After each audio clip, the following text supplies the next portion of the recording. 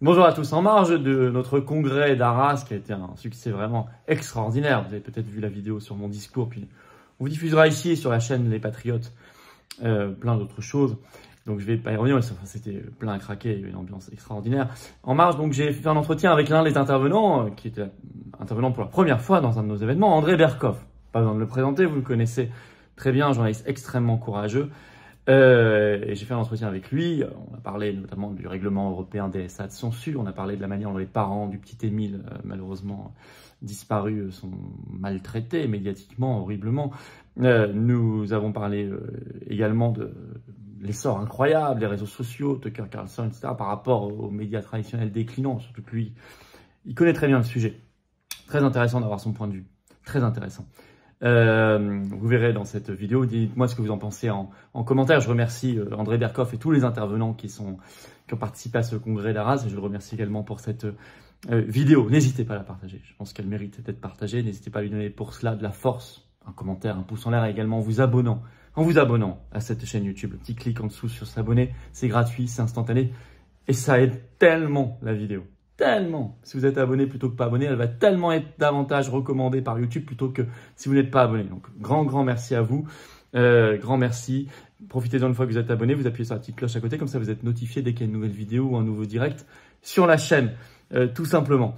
Voilà. Ceux qui me demandent si la pétition sur je ne porterai plus le masque.fr est toujours active, bien sûr, pétition nationale très signée et relayée, elle est en lien toujours, le lien vers ce site d'ailleurs, site de combat, est en lien sous la vidéo en description.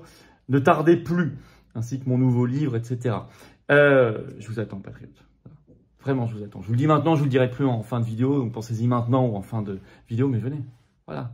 Venez, après cette dynamique d'Arras incroyable, ce combat pour la liberté d'expression, la vérité, je crois que vous avez envie de le mener, j'ai envie de le mener avec vous, j'ai envie qu'on gagne, j'ai envie qu'on soit victorieux, mais il faut qu'on soit ensemble, il faut qu'on soit fort. Vous pouvez adhérer ou réadhérer, ou faire un don de soutien au mouvement. Arras, ça coûtait très cher, je ne regrette pas du tout, au contraire, ça coûtait très cher. On n'a pas les millions d'euros d'aide publique qui coulent sur nous, hein. C'est pas comme le dit Netcom, hein, les faux partis d'opposition autour de Macron, là. Hein. On n'a pas non plus les copains banquiers, on est dans un combat anti-oligarchique, c'est tout. Mais si vous êtes d'accord avec tout ce qu'on dit, avec nos combats, dans le plus grand mouvement souverainiste et de défense des libertés de France, bah venez aux Patriotes. Adhérez ou réadhérez si votre adhésion n'est plus à jour. C'est le premier lien pour faire cela, c'est le premier lien sous la vidéo en description. Ce lien est également en commentaire épinglé, une petite fiche maintenant sur l'écran. Et dans les dernières secondes de la vidéo, le lien apparaîtra sur l'écran. Faire un don de soutien au mouvement, c'est le deuxième lien sous la vidéo en description. C'est tout simple. Voilà. Tout ça, c'est défiscalisé aux 2 tiers pour vous. Vous mettez 30, ça vous coûte 10 après impôt. Vous mettez 300, ça vous coûte 100. Si vous mettez 3000, ça vous coûte 1000. Vous mettez 60, ça vous coûte 20. Vous mettez 10, ça vous coûte 3 et quelques. Vous avez compris. Énorme bravo aux donateurs, aux réadhérents. Bienvenue aux nouveaux adhérents patriotes. Bon entretien avec André Berkoff. Et vive la France. Alors André Berkoff, bonjour. Bonjour Florian. Alors vous êtes là parce que vous participez comme personne libre que vous êtes au congrès des Patriotes, notamment la table ronde sur la liberté d'expression. On comprend bien pourquoi. D'ailleurs, on va commencer par parler de cela. Moi, j'ai remarqué, et vous l'avez sans doute remarqué, que le débat des Républicains pour la primaire sur Fox News a fait une audience de 20 millions de personnes, ce qui est bien, hein, aux États-Unis. Mais Trump, interviewé par Tucker Carlson sur X Twitter, là, plus de 220 millions. Donc 11 fois plus. Qu'est-ce que ça dit de ce qui est en train de se passer? Je crois que ça dit beaucoup de choses très intéressantes. C'est-à-dire, il faut juste rappeler rapidement, donc les candidats, vous savez que l'élection américaine, c'est novembre 2024, et Fox News, une autre grande chaîne mainstream américaine, a décidé d'organiser des débats avec tous les candidats. Donc évidemment Trump.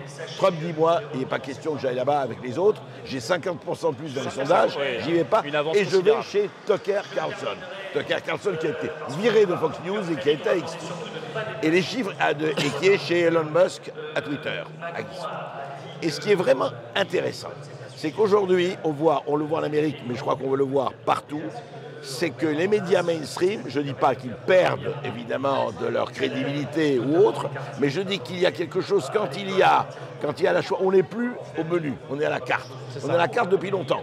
Mais là, un média quand même absolument incontrôlé qui est X aujourd'hui, qui est le X d'Elon Musk, un média mainstream Fox News, eh bien, Elon Musk, Tucker Carlson et Trump qui font 10 fois plus d'audience, 200 millions, 20 millions, montrent que quelque chose se passe. Il y a eu une bascule. Je crois qu'il y a une véritable bascule. C'est valable en géopolitique ailleurs, vous le savez, Florian Philippot, eh bien c'est valable là aussi. Quelque chose se passe en disant, écoutez, moi, spectateur, moi, citoyen, moi, j'ai envie de choisir ce que j'ai envie de voir.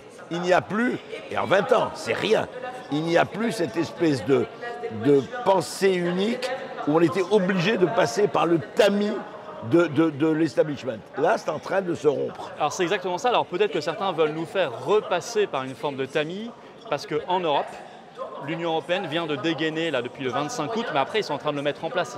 J'ai appris que la Commission européenne était en train de recruter 123 personnes pour fliquer les réseaux sociaux, pour appliquer ce fameux règlement européen DSA. Voilà, DSA, le Digital Service Act. Exactement, règlement sur les services numériques, qui va être vraiment de la censure. On peut nous expliquer tout ce qu'on veut, on combat la haine en ligne, la désinformation, tout ça, ça n'est pas défini juridiquement, donc c'est vraiment très arbitraire. Alors c'est l'Union européenne, ça fait d'ailleurs halluciner les Britanniques, les Américains, parce que c'est vraiment quelque chose qu'on ne voit pas ailleurs. Qu'est-ce que ça signifie sur ce qui est devenu l'Union européenne? 3 choses. D'abord, quelque chose de très intéressant dans cette histoire, on élimine le juridique, on élimine la justice. Même s'il y a beaucoup de choses à dire sur la justice avec un grand J, on l'élimine. Et on dit que ça va être dévolu pour savoir si une plateforme doit supprimer tel et tel contenu à des contrôleurs de l'information. C'est intéressant. Ben, je veux dire, en un mot, l'Union européenne devient l'URSS. Il y a ça qui est en train de se passer. Il faut comment ils appelaient ça, des contrôleurs de confiance. Des contrôleurs de confiance. Voilà, oui, c'est ça, mais c'est magnifique. C'est-à-dire, il n'y a plus, vous savez, c'est Orwell. C'est Orwell. Voilà, c'est le mini Orwell. Voilà. Donc, on est en train de vivre ça. Et moi, il y a une chose très simple. Qui va mettre le curseur où? C'est en quoi ces contrôleurs de l'information? Parce que s'il y a haine, moi je suis contre les appels à la haine, contre les appels au meurtre, mais il y a ce qu'on appelle la justice.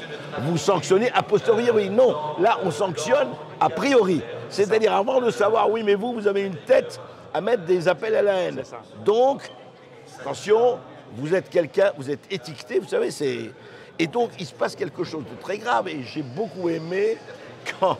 Le commissaire européen, notre cher Breton, a dit à Elon Musk, attention, vous ferez où on vous dit de faire. C'est presque ça, on vous dit ce qu'on vous dit de faire. Et c'est grotesque. C'est-à-dire, la liberté ne se divise pas. Après, il y a la justice. Après, je suis contre la haine et évidemment contre les appels au meurtre, mais on sanctionne le portefeuille, mais on n'enlève pas la justice pour la remplacer par des contrôleurs de l'information nommés par qui? Évidemment par les gouvernements, par l'Union européenne. Et on revient à ce qui s'est passé avec le Covid. C'est autre chose, mais c'est la même démarche. En fait, c'est la même chose parce que ce qu'ils appelaient désinformation, par exemple, c'était de dire que le vaccin ne permettait pas d'empêcher la transmission. Ça, au début, c'était considéré comme de la désinformation. Et vous étiez un conspirationniste sulfureux si vous osiez dire qu'il y a peut-être des nuances. Exactement. Et puis la haine en ligne, je sais pas, moi, il paraît que critiquer, être pour le Frexit, par exemple, ça peut être considéré comme de la haine. Oui.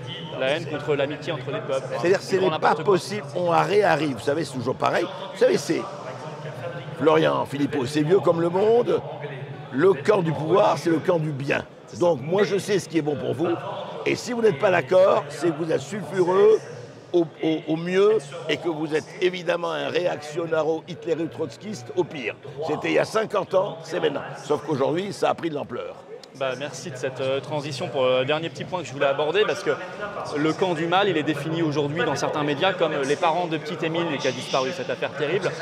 Et je suis moi personnellement très choqué par la manière dont on traite ces jeunes parents qui sont dans une douleur qu'on imagine totale, qui ont le grand tort en fait d'avoir la foi et d'être chrétiens.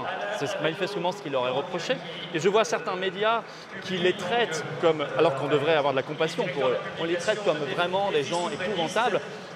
Mais ça, comment ça se fait qu'on en arrive là? Non mais vous avez vu, enfin, il y a une journaliste de Libération, je ne rappelle plus son nom, peu importe, qui a parlé sur BFM TV et qui a dit, et moi ça m'a mis vraiment, et sur Sud Radio je réagis très fortement, ah mais ce ne sont pas des catholiques ordinaires.